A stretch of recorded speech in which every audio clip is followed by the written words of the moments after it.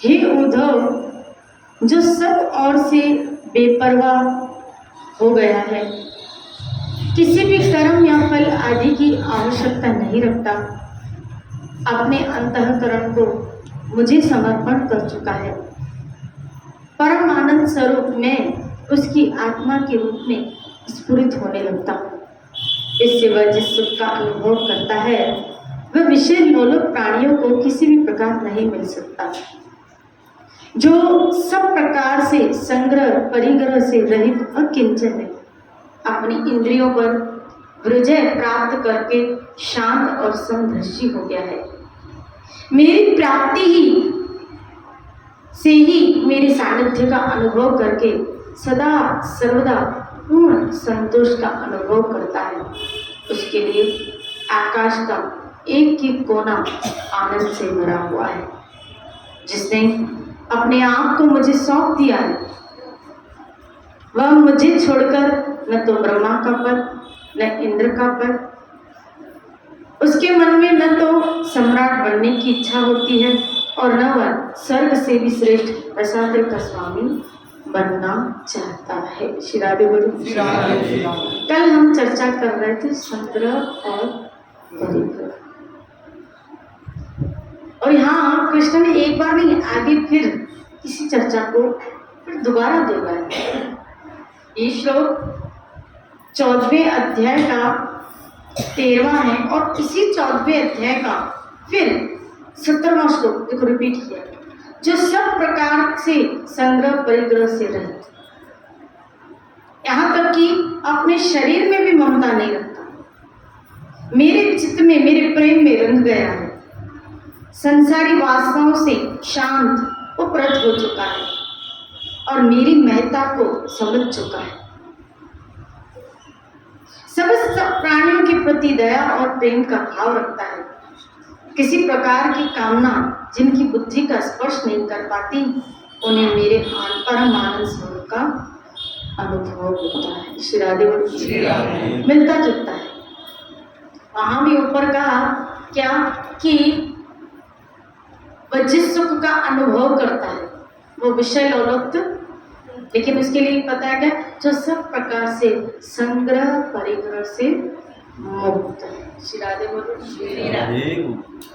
याद रखना, पहले तो आइए संग्रह शब्द का अर्थ समझे, खाली जोड़ना ही इसका अर्थ नहीं,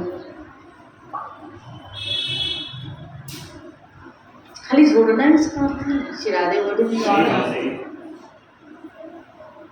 और संग्रह प्रवृत्ति से व्यक्ति के अंदर कृपा डालती है।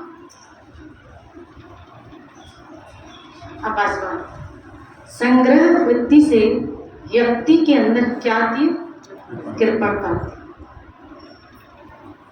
और सेवा वृत्ति से व्यक्ति के अंदर औदार्य आता है। जिस व्यक्ति के अंदर बांटने का भाव है उसके अंदर औदार्य आएगा। औदार्य मतलब उदारता, और जिसके अंदर उदारता है, औदार्य है, उसके हाथों में कभी कमी नहीं रहती। बांटने वाले के हाथ में कभी कमी नहीं रहती है।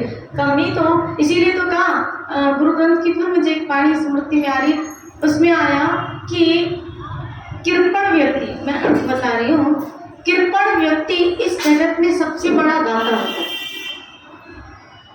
सबसे बड़ा दाता होता है। बोला क्यों?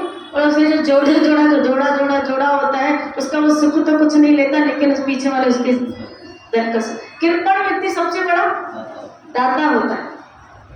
घर वालों के लिए तो स्पेशल। श्री राधे बोली।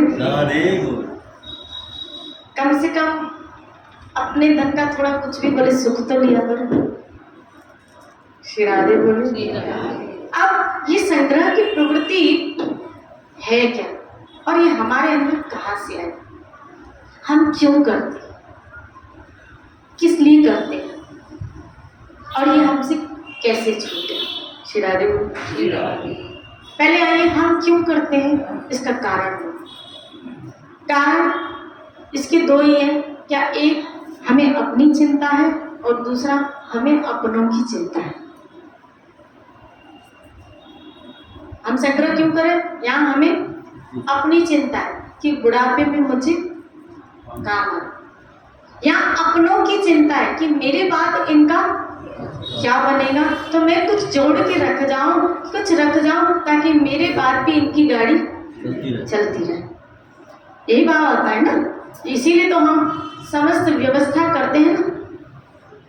लेकिन अगर गीता ने ये कह दिया, अगर आप भक्ति के तह में जाओगे और इस श्लोक के ऊपर खरे उतरोगे ना, अनन्यश्च चिन्तयन्तो मां ये जना पर्युपासते तेषां नित्यभियुक्तानां योगक्षेमं शिरारे। मैं अपने भक्त की, उसकी तो छोड़ो, लेकिन उसके पूरे परिवार की भक्ति एक करता है, वो भक्त करता है, लेकिन उसकी सदके उसकी पूरे परिवार। अब मुझे बताओ, ऐसा कहीं पढ़ा तो हमने नहीं या कभी सुना तो नहीं होगा, भगवान को पता, लेकिन हमने सुना तो नहीं क्या नरसिंह मेहता का बेटा भक्त था? सुना? जैसा नरसिंह मेहता था, आपने सुना कभी? या ऐसा सुना जैसा कबीर भक्त था, उसकी संतान थी? सुना? नहीं सुना। या प्रहलाद भक्त था तो उसके पिता भक्त थे? ये तो प्रैक्टिकल सबको, वो तो बिल्कुल असुर था, बिल्कुल ही असुर था। लेकिन हमने देखा भक्ति एक कर रहा था नरसिंह मेहता, लेकिन उसके पूरे घर की परिवार की जिम्मेदारी कृष्ण उठा रहे थे। यहाँ जो एक बात हमें अपनी चिंता, तो अगर भक्ति कर रहे हो तो अपनी चिंता तो फिर छोड़िए। तो वो कबीर का दुआ फिर मुझे याद आया, मनुष्य मजूरी देते है क्यों रोके वो राम, साहेब के दरबार में कमी कछू की नाई, बंदा मौज माणे नहीं चूक चाकरी में। तुम चाकरी में कहीं कम करो, अजन नहीं करो। तो पहले तो अगर हम भक्ति में आते हैं, बात यह है क्या कि क्या उस मालिक की सत्ता को आप स्वीकार किए हैं? क्या उसकी नौकरी में आप लगे हैं? जैसे यहाँ भाई कहीं नौकरी करोगे तो तनख्वाह मिलेगी ना, नौकरी करोगे तो तनख्वाह मिलेगी, और ऐसे किसी के पास चले जाओ, महीने की तनख्वाह दे दो तो चलेगा? शिरारे बोली, नौकरी करोगे तो तनख्वाह मिलेगी, ऐसे उस मालिक की नौकरी करोगे तो तनख्वाह मिलेगी ना, उसकी चाकरी करोगे तो तनख्वाह मिलेगी ना। अब उसकी चाकरी करने का अर्थ क्या है? उसकी चाकरी करने का अर्थ है वो मालिक जैसा हमसे चाह रहा है वैसा हम करें, उसकी सेवा, उसका भजन। उसने क्या कहा? अनन्यश्च चिंतयन्, तुम्हारे जीवन में मेरे अतिरिक्त अन्य किसी का चिंतन नहीं हो। अब चिंतन शब्द का अर्थ क्या? कोई बताएगा चिंतन शब्द का अर्थ क्या? ये कनेक्टेड विचार से, किससे? विचार से। संसार के लिए सोच, जो संसार के लिए सोच आती है उसको विचार कहा जाता है, और जो भगवान के लिए सोच आती है उसको चिंतन कहा जाता है। बात वही है, बात विचार ही है, लेकिन जो संसार के लिए सोच आती है उसको विचार कहा जाता है कि मेरे अंदर से इनके प्रति विचार जा नहीं रहे। लेकिन वही विचार ईश्वर के प्रति आते हैं तो उसको चिंतन कहा गया।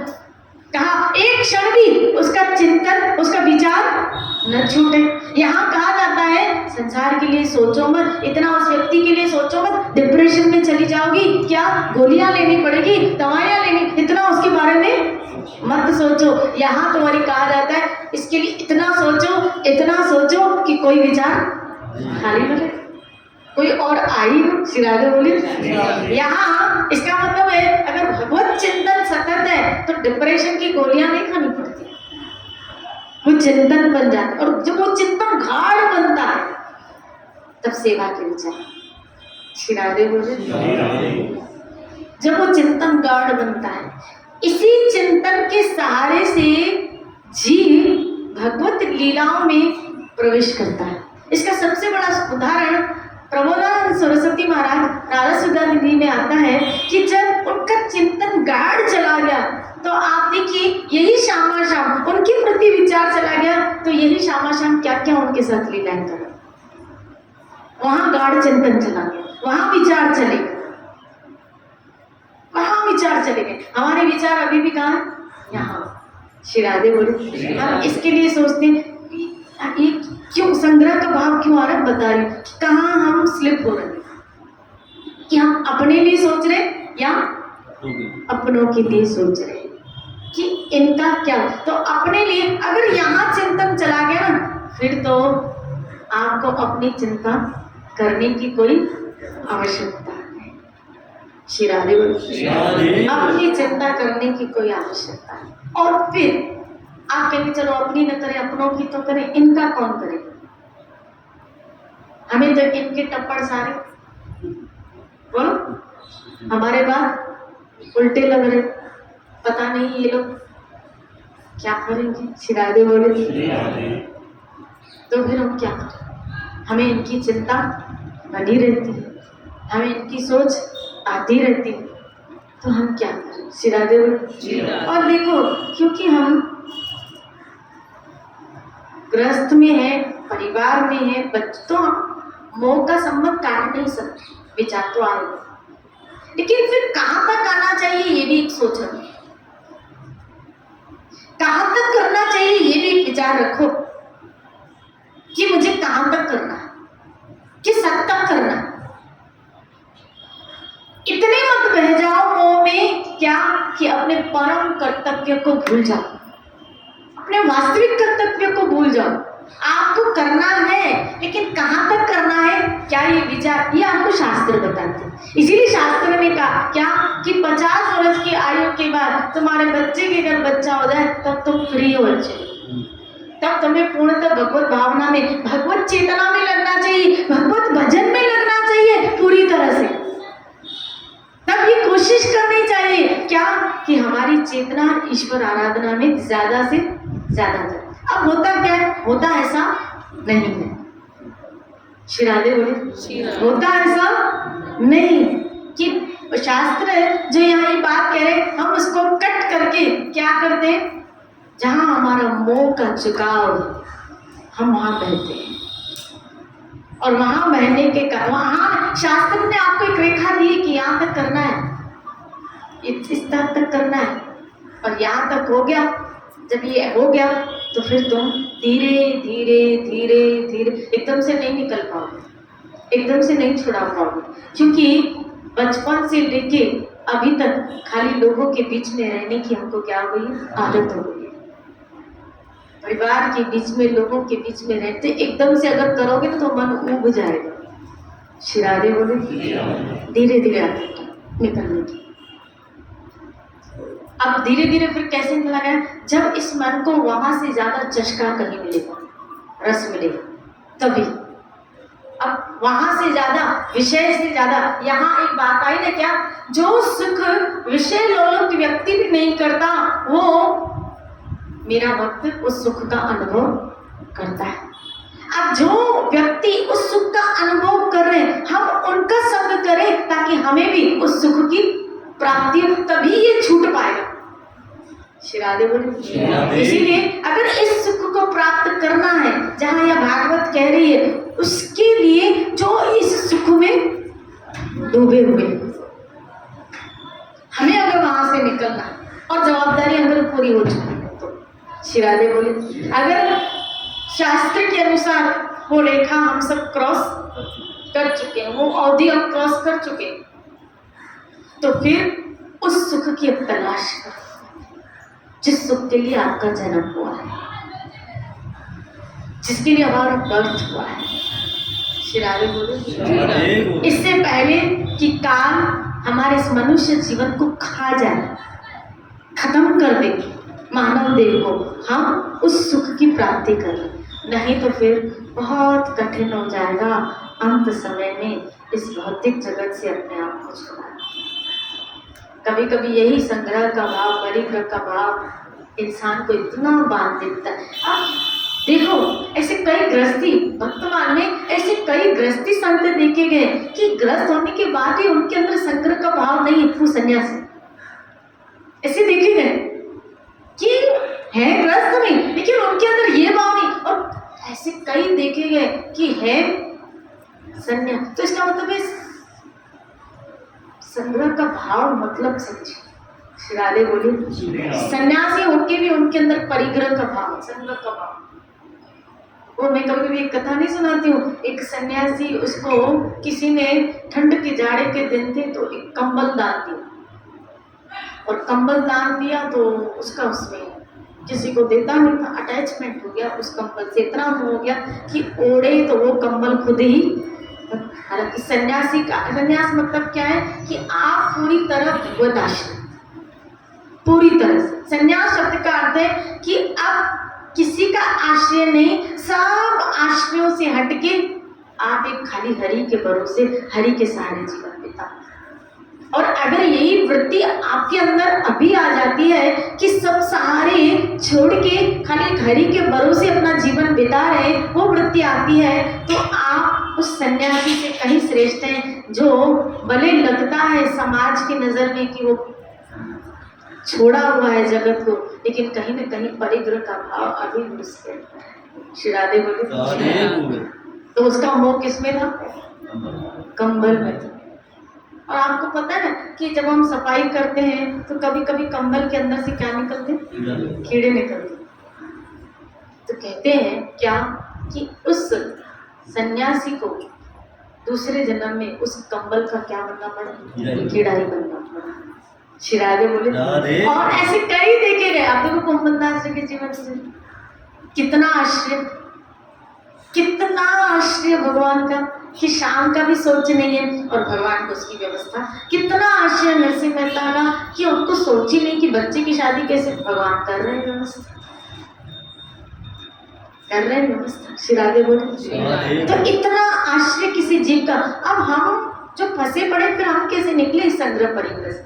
मैंने कल ही कहा था, क्या संग्रह भाव कृपणता लाता है, लेकिन वही जो हमने अर्जित किया, समझना, जो हमने अर्जित किया है, अगर उस अर्जित किए हुए साधनों को हमारे अंदर सेवा करने का भाव जगा दे।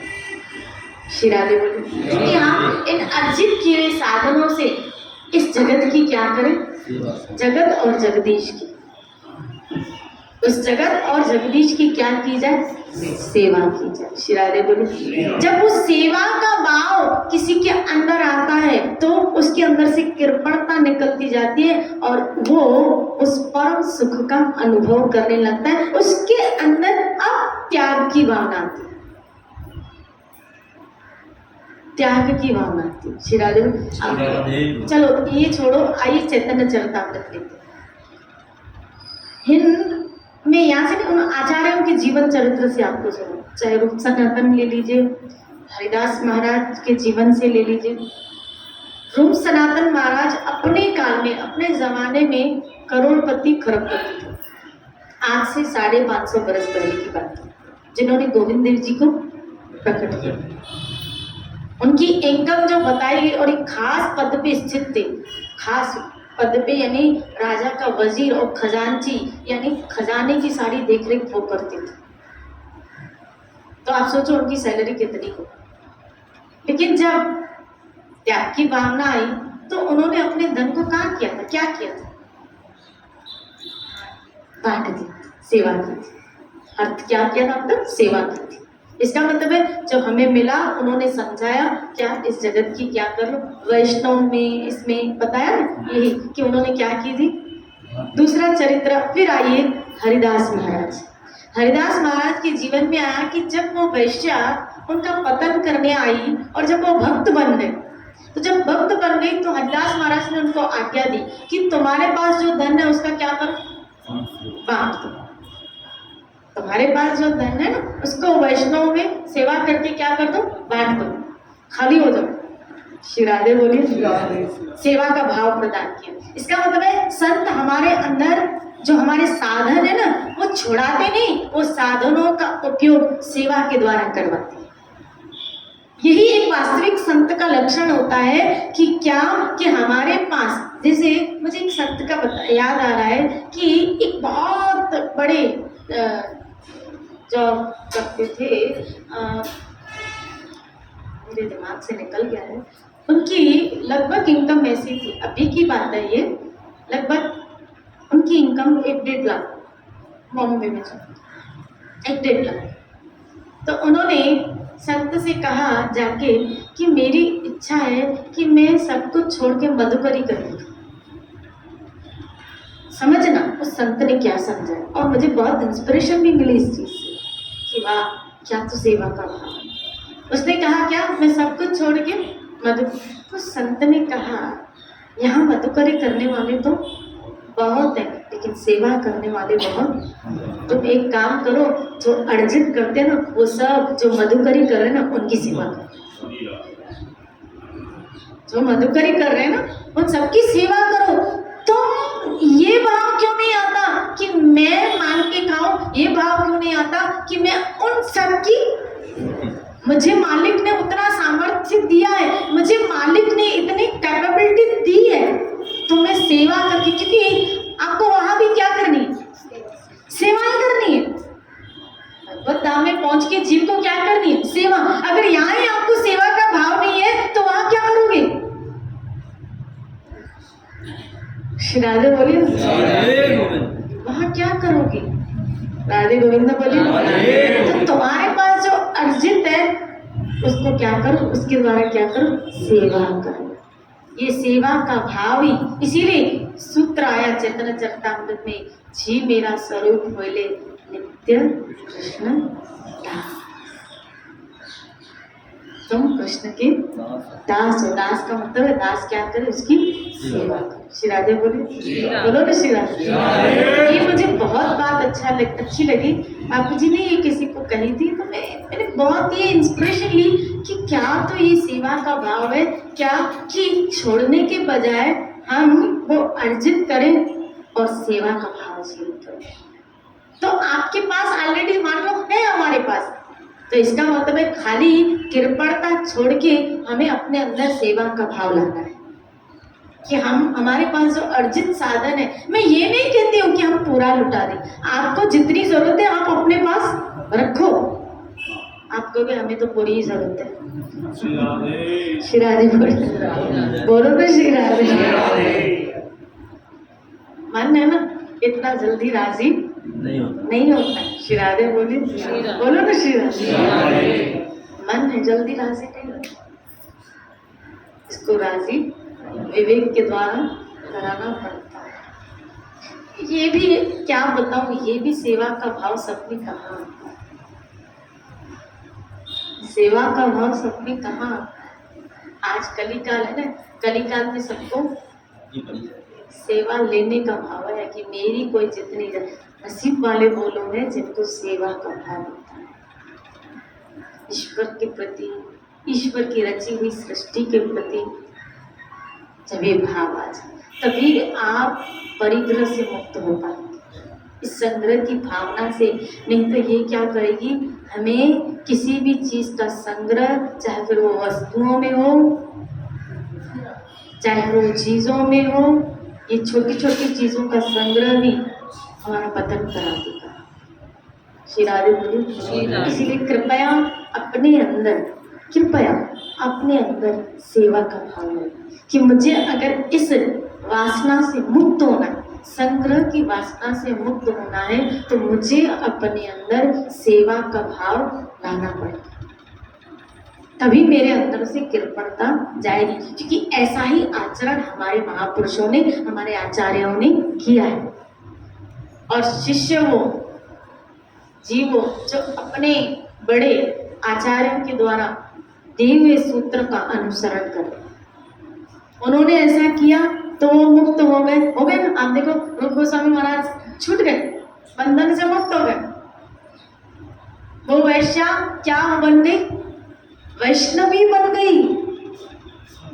चैतन्य चरितामृत में उसका नाम आ गया, एक वैष्णवी बन गई, और ऐसा भाव आ गया उसके अंदर। यानी आप देखो, हम कभी कभी चाहते हैं ना हमारे अंदर वो भजन का भाव क्यों नहीं आता, कुछ ऐसी त्रुटियां हम और आप कर रहे हैं, कुछ ऐसी गलतियां हम और आप कर रहे हैं जिसकी वजह से हमारा झुकाव भजन की तरफ या हमारे अंदर वो भाव का क्रिएशन नहीं हो पा रहा। और ये वही त्रुटियां हैं, वो वैश्या एक परम वैष्णवी बन गई, और ऐसी वैष्णवी बन गई जो हरिदास के चरण कमलों के बिल्कुल पीछे पीछे चलती हुई, वो भी 3 लाख बार जप करती थी, 2 लाख बार जप करती थी। वैसा आचरण उसके जीवन में आ गया। देखो तो खरी, कहाँ उसका पतन करने आई थी और कहाँ उसके जीवन में ईश्वर राग आ गया, प्रभु के प्रति राग भक्ति जुड़ी। ऐसा क्या चमत्कार हो गया। श्री राधे बोले कि उसने जो जोड़ा था उसको छोड़ा, जो जोड़ा वो छोड़ा, और जहां छोड़ा वहां पाया, वहां पा गई। श्री राधे बोले अब एक हाथ में हमारे क्या है, कांच है, एक हमारे हाथ में कांच है, और सामने वाला हमको हीरा देना चाहता है, और हम कांच छोड़ने के लिए तैयार नहीं। तो जब तक कांच छोड़ोगे नहीं, हीरा पाएंगे कैसे। इसी तरह आज संसार रूपी कांच हम दोनों मुट्ठियों में बांधे हुए, और संत कहते हैं छोड़ो इनको, क्या ये हीरा दे, राम नाम के हीरे मोती, ये ले लो हीरा। जी भावनाएं लाओ अपने अंदर। क्यों उस भाव का उजागर नहीं हो पा रहा है? क्योंकि मैंने फिर कह रही हूँ, विचार कर्म का क्रिएशन, विचार तो है ना, अब उनके विचार हमारे अंदर हमारा पीछा नहीं छोड़ते। इसका कारण क्या है? क्योंकि हम यही सोचते हैं हमारे बाद उनका बनेगा क्या। लेकिन अगर कृष्ण कह रहे हैं यहाँ पे मैं संभालूंगा, तो फिर छोड़ दो, उसके ऊपर छोड़ के तो देखो। श्री राधे बोले अरे यहाँ कोई सामने वाला व्यक्ति अगर कहता है, हम कहते हैं ना हमारे बच्चे को संभालना, तो हम कहते हैं मैं बैठा हूं ना, आप क्या हो जाओ, निश्चिंत हो जाओ, अब आपकी जवाबदारी, अब मेरी जवाबदारी है, मैं उसको वहां पहुंचा दूंगा फलानी जगह, आप निश्चिंत हो। वो जब हमको निश्चिंत करता है और हम क्या हो जाते हैं, निश्चिंत हो जाते हैं। क्यों? क्योंकि उस सामने वाले व्यक्ति के ऊपर हमें भरोसा होता है कि वो हमारे बच्चे को फलानी जगह पहुंचाएगा। जब एक व्यक्ति पे इतना भरोसा कर सकते हो, तो फिर ऊपर वाले पे नहीं, क्या उस पे भरोसा नहीं? वो कह रहा है अहम त्वाम सर्व, मुझ पे भरोसा तो रखो, मुझ पे भरोसा तो रखो, मैं कर दूंगा तुमको मुक्त। और तुम्हें ही क्या, तुम्हारे बच्चों की भी जवाबदारियां मैं निभाऊंगा। आप भजन में लगो तो खरी, आप नरसिंह मेहता की तरह बनो तो खरी, आप कबीर की तरह बनो तो खरी, आप ऐसे भजन करो तो खरी। श्री राधे बोले बोलो ना श्री राधे। और सच बताओ, हमारे बच्चे हमसे संभलने वाले भी नहीं, हमारी सुनते ही, हमारी सुनते, हमारे बच्चे हमसे संभलने, उसके हवाले ही छोड़ दो, प्रभु आप ही इनको संभालो, आप ही संभालो। क्योंकि वैसे भी हमसे तो, वो मुझे एक भजन याद आ रहा है, हमसे न बनी, हमसे न बनी रे।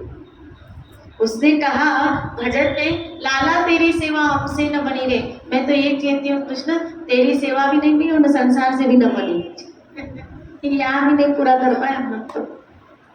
हम पूरा खरा उतरने की कोशिश करें प्रभु, करने की कोशिश भी करें, लेकिन की हमने, लेकिन हमने देखा प्रभु क्या सबको हमसे आज तक शिकायत ही रही, कंप्लेंट ही रही, शिकायत ही रही। श्री राधे बोली। वो उस दिन मेरी माता जी बोल रही थी कि मेरी बच्ची जिद कर रही है, बहुत जिद कर रही है कि मुझे हॉस्टल में पढ़ना। हम मना करते हैं उसको, मैंने मना किया कि नहीं, वातावरण कैसा हो गया, तो मैंने हॉस्टल बोला, मुझे आप लोगों के साथ ही नहीं रहना है, मुझे फैमिली के साथ ही नहीं रहना है। श्री राधे बोले मुझे नहीं चाहिए माँ बाप, मुझे फैमिली के साथ नहीं रहना, ये नहीं करो, ये नहीं करो, ये नहीं। बताओ बनी सुनते हैं हमारी, हम तो उनके भले का सोचते हैं, क्या ये नहीं करे भाई, और नहीं घर में जाए, पतन में जाए, लेकिन उनको लगता है हम उनके सबसे बड़े दुश्मन हैं। श्री राधे। आप तो, आप हमको चाहिए ही नहीं। बोला सीधा मुझे माँ ऐसे कह दिया, मुझे फैमिली के साथ रहना ही नहीं, मुझे नहीं चाहिए माँ। क्या करोगे? श्री राधे बोलो, बोलो ना श्री राधे। क्या करें हम कहाँ पालन, हम कहाँ खुश कर पा रहे, करने के बाद ही हम कहाँ खुश कर पा रहे, फिर भी तो उनको हमसे शिकायत है, कंप्लेन है, कंप्लेन है। राधे गोविंद बोल। इसीलिए अगर देना ही है तो फिर उसके हवाले, हे प्रभु मैं भी आपके हवाले और ये सब भी आप संभालें। और आप जैसी जिम्मेदारी तो कोई, अब वो टेढ़ा करके उनको सीधा करे,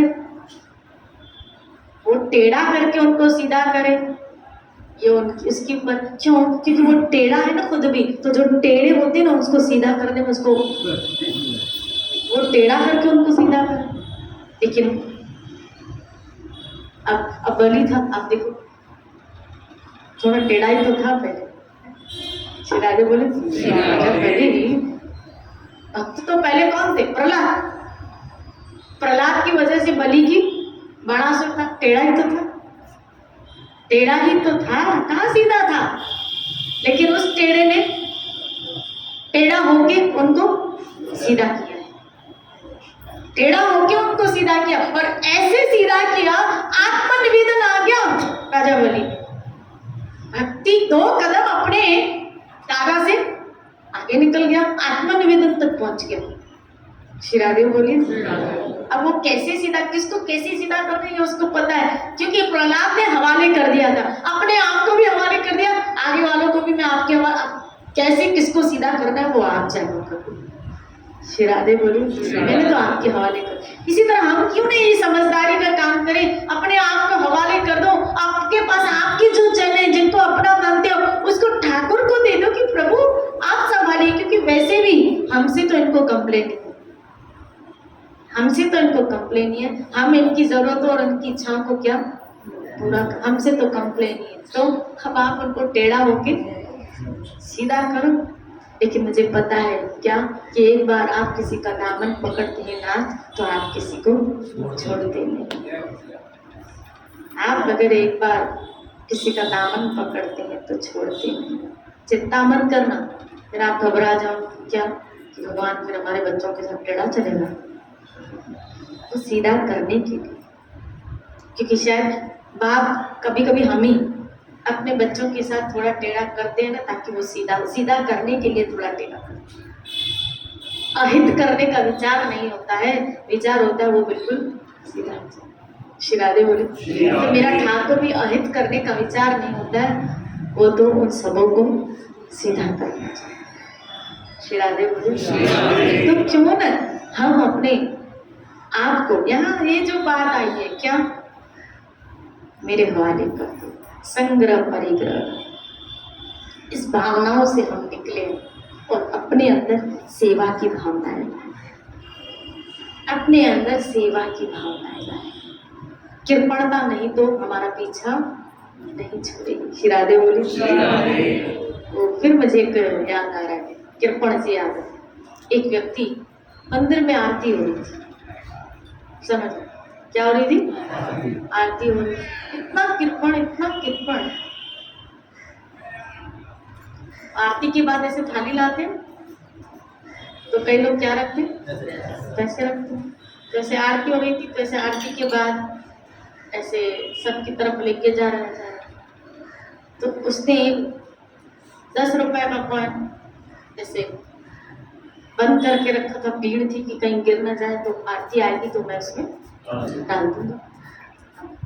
घूम रही थी आरती, आए आए आए, गर्मी के दिन थे, बहुत कम दुखी हो रही थी, तो बोला उसको हाथ में बहुत पसीना आ गया, पसीना आ गया। तो जब कॉइन खोला, मुट्ठी खोली, तो कॉइन में पानी पानी पूरा। तब वो सोचने लगा, ओहो ये 10 रुपए का सिक्का मुझसे अलग होके रो रहा है। देखो श्री राधे बोला तू चिंता मत कर, तुझे मैं डालूंगा नहीं, वापस जेब में। श्री राधे बोलो ना श्री राधे, वापस अपनी जेब में डाल दिया। ये है कृपणता। देखो श्री राधे कैसे विचार। और अगर कोई औदार्य व्यक्ति होगा तो उसके पास नहीं भी होगा, वो जितना होता है, मैंने देखा है ऐसे बच्चे, लेकिन उनके अंदर जो देने की भावना होती है, देने की जो उनके अंदर वृत्ति है, भावना, वो उनका पीछा नहीं छोड़ती, कहीं से भी करके दे देती है। उनके पास जो होता है, अगर उस वक्त तो उनके पास 5 रुपए भी होंगे तो वो उनके देने की भावना है, तो वो दिए बगैर नहीं जाते। राधे बोले दिए बगैर नहीं जाते। इसे अपने अंदर सेवा की भावना है ना, इस जगत की और इस जगदीश। कल इसी चर्चा को लेते हुए चलेंगे। खूब भजन करो अपने जीवन को। जय जय श्री राधे, जय जय श्री राधे।